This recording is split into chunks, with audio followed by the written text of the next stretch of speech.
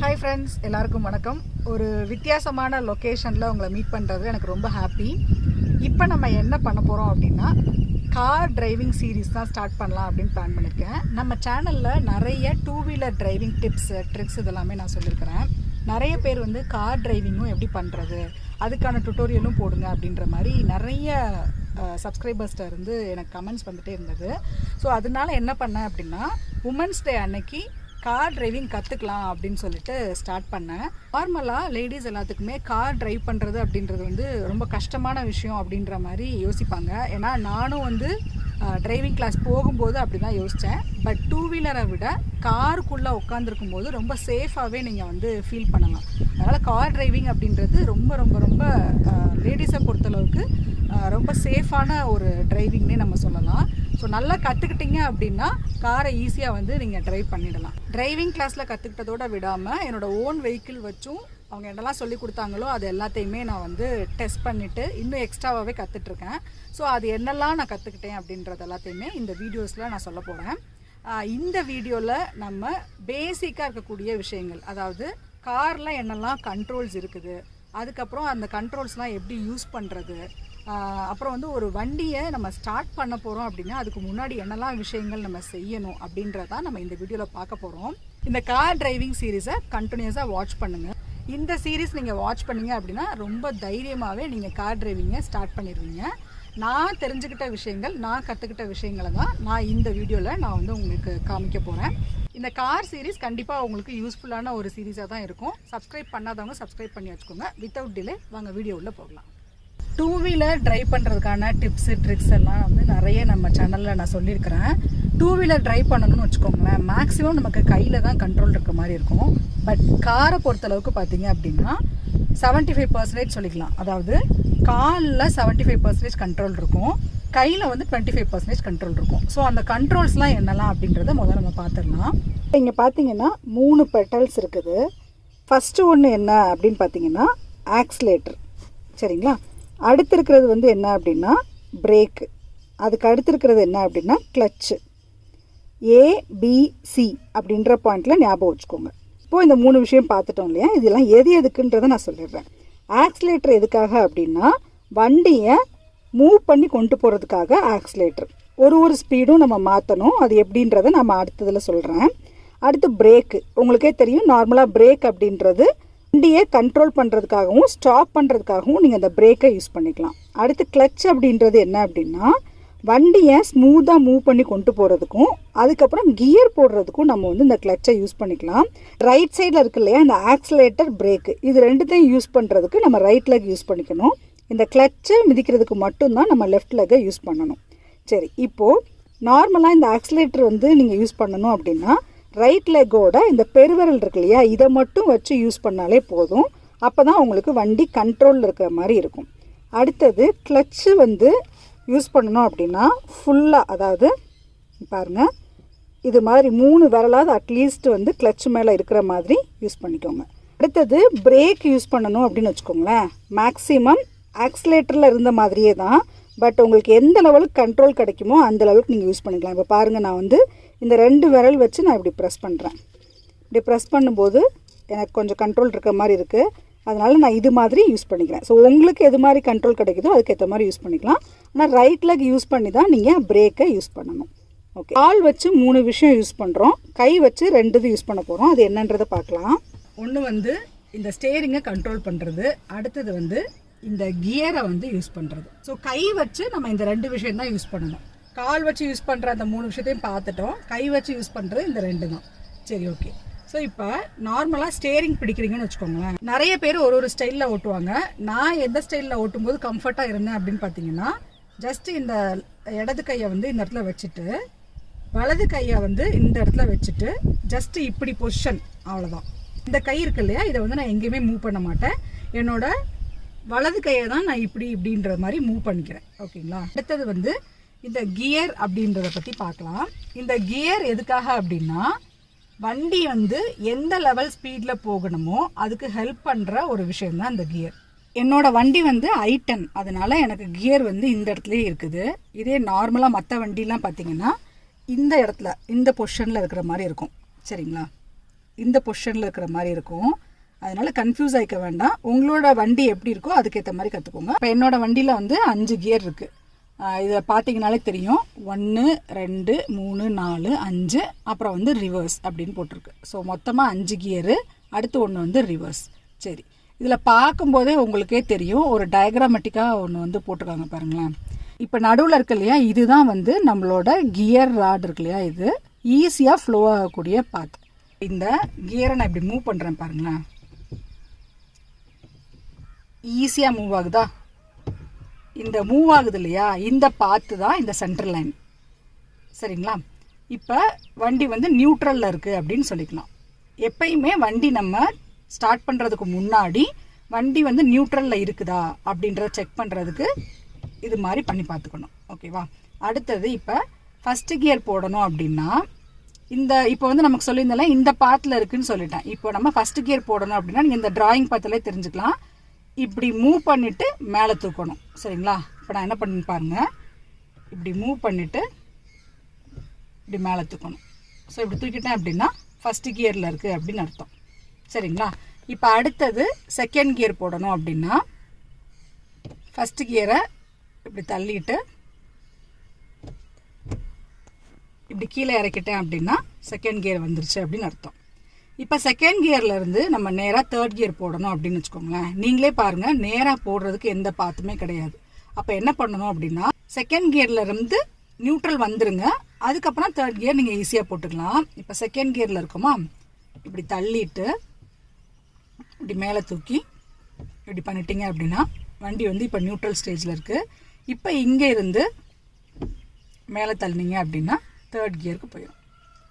அடுத்தது தேர்டில் இருந்து fourth gear போடணும் அப்படின்னா எதுவுமே பண்ண வேண்டியதில்லை, ஜஸ்ட்டு இப்படி பண்ணிட்டீங்கன்னா போதும், ஃபோர்த்து கியர் விழுந்துடும். அடுத்து ஃபோர்த்து கியர்லேருந்து ஃபிஃப்த்து கியர் மாறணும் அப்படின்னா அதே மாதிரி தான். நீங்கள் டிராயிங் பார்த்தீங்கனாலே தெரியும், நியூட்ரல் வந்துட்டு ரைட் சைடு திருப்பிட்டு மேலே தூக்கணும். சரிங்களா? இப்போ ஃபோர்த்து கியரில் இருக்கோம், நியூட்ரல் வந்துட்டோம், ரைட் சைடு தள்ளிட்டு ஃபிஃப்த்து கியர்.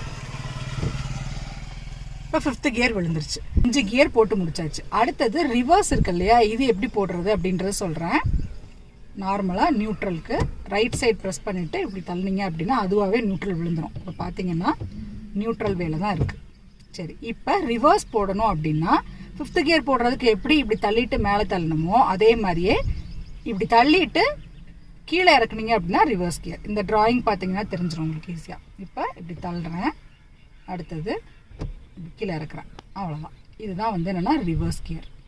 நார்மலாக கியரை நீங்கள் பிடிக்கிறீங்க அப்படின்னா ரொம்ப டைட்டாக பிடிச்சிட்டு அப்படின்றதெல்லாம் பண்ணணுன்றது கிடையாது. ஜஸ்ட் ரொம்ப ஈஸியான ஃப்ளோலேயே உங்களுக்கு வந்து கியர் விழுக ஆரம்பிச்சிடும். நீங்கள் வந்து ஜென்டலாக இந்த கியரை யூஸ் பண்ணீங்க அப்படின்னாலே வண்டி ஓட்டுறதுக்கு ஈஸியாக இருக்கும். சரி, ஓகே. இப்போ இந்த கியர் வந்து எப்படி யூஸ் பண்ணுறது அப்படின்றத சொல்லிட்டேன்.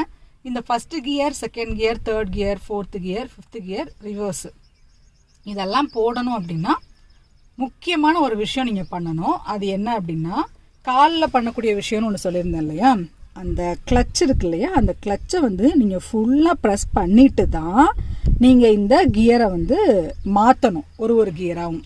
இப்போ நீங்கள் வந்து நியூட்ரலில் இருக்கும்போது ப்ராப்ளம் கிடையாது, நியூட்ரலாக செக் பண்ணிக்கிறீங்க. இப்போ நான் ஃபஸ்ட்டு கியர் போடணும் அப்படின்னா ஃபுல்லாக இந்த கிளச்சை வந்து நான் ப்ரெஸ் பண்ணிடுறேன்.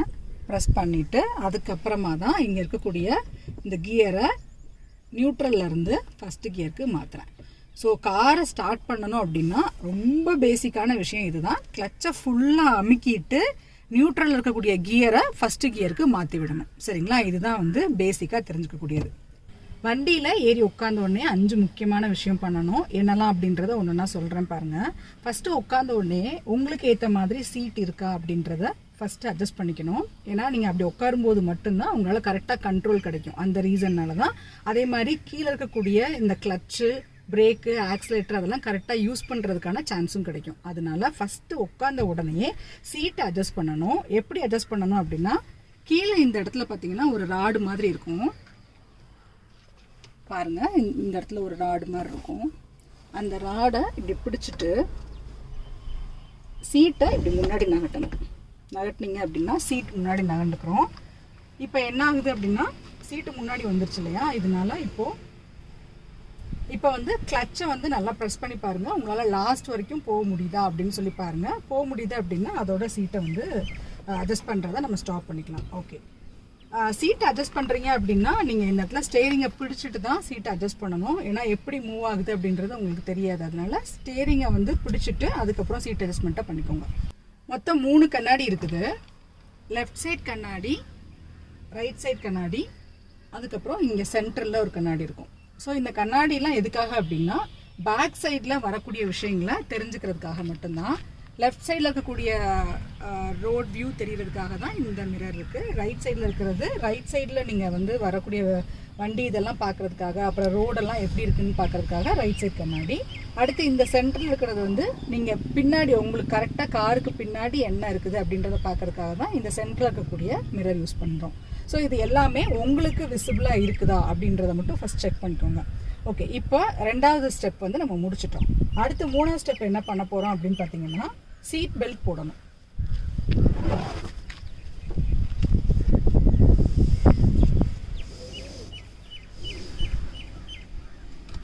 இது மாதிரி ப்ரெஸ் பண்ணிட்டீங்க அப்படின்னா சீட் பெல்ட் போட்டுக்கலாம்.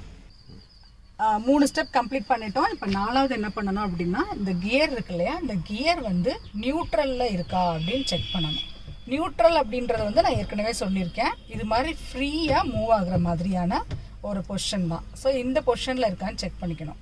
அப்படி இல்லை அப்படின்னா நீங்கள் வண்டி சாவியை போட்ட உடனே எந்த கியரில் இருக்கோ அதுக்கேற்ற மாதிரி வண்டி மூவ் ஆக ஆரம்பிச்சிடும். அதனால எப்பயுமே வண்டி ஆஃப் பொசிஷனில் இருக்குது அப்படின்னா நியூட்ரலாக இருக்கா அப்படின்றது நீங்கள் செக் பண்ணிக்கோங்க. ஓகே, இது வந்து 4வது செக் பண்ணணும். அடுத்ததான் இப்போ வந்து டேஷ்போர்டில் வண்டி ஆன் பண்ணும்போது என்னெல்லாம் செக் பண்ணணும் அப்படின்றத காமிக்கிறேன் பாருங்கள்.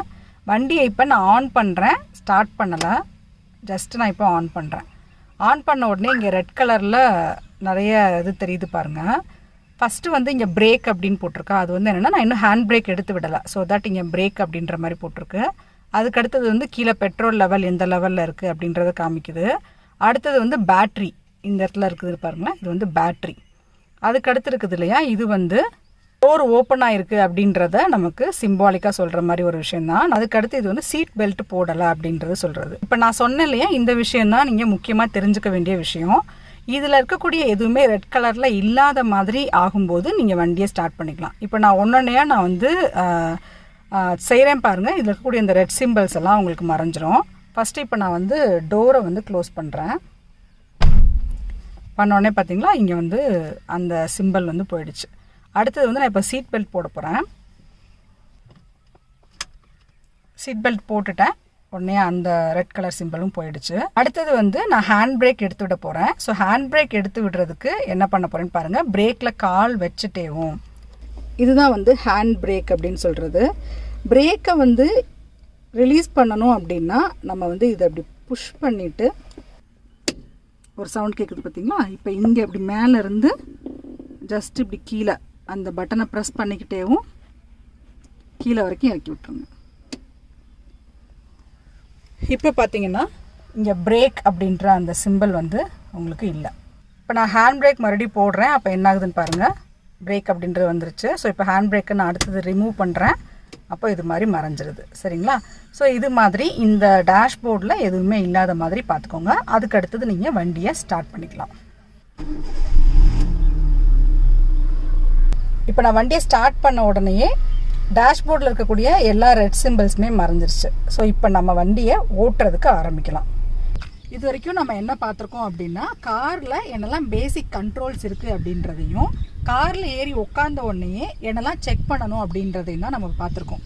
ஓகே, நம்ம கற்றுக்கிட்ட இந்த விஷயங்களெல்லாம் வச்சுட்டு எப்படி நம்ம வண்டியை ஃபர்ஸ்ட் கியர் போட்டு மூவ் பண்ணுறது, அதுக்கப்புறம் ரிவர்ஸ் கியர்லாம் எப்படி எடுத்து மூவ் பண்ணுறது, அதுக்கப்புறம் நார்மலாக வண்டியில் எப்படி வந்து ரவுண்ட் அடிக்கிறது, ஹெட்ச் போடுறது, இது மாதிரி நிறைய விஷயங்களை நம்ம கற்றுக்கலாம்.